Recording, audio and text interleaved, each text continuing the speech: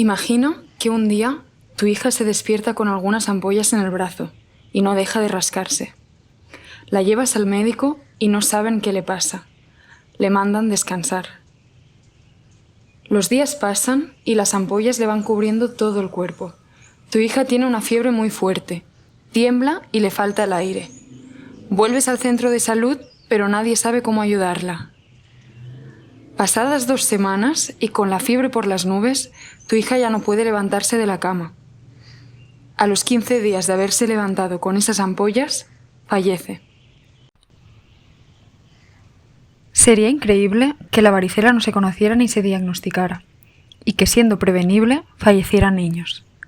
Esto es justo lo que pasa con la enfermedad del NOMA, una enfermedad que empieza con una simple gingivitis que se extiende a la cavidad oral.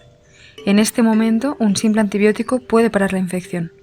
Sin embargo, el desconocimiento hace que el NOMA se extienda más y que en cuestión de 2 semanas destruya la piel y los huesos de la cara.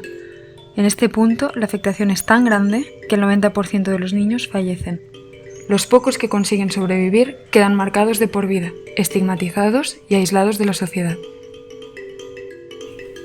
En Mozambique no se ha declarado oficialmente ningún caso desde 2009, pero esto no quiere decir que no exista. Muchos niños continúan padeciendo y falleciendo por NOMA, sin nunca llegar a tener un diagnóstico, y así la enfermedad continúa olvidada, atrapada en un círculo vicioso de pobreza y desconocimiento. Pero es hora de romper este círculo, es hora de darle voz al NOMA, para que se conozca, para que se diagnostique y se trate, y así se prevengan más muertes. Con el respaldo de la Universidad de Navarra, hemos puesto en marcha el proyecto NOMA ECOS.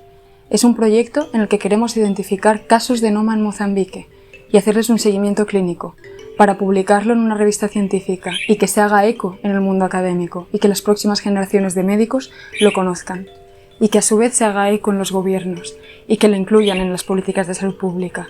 En definitiva, que se le dé la importancia que se merece. Para ello necesitamos 12.000 euros para investigar a pie de campo, en las zonas más rurales de Mozambique, allí donde la pobreza hace que el conocimiento no llegue.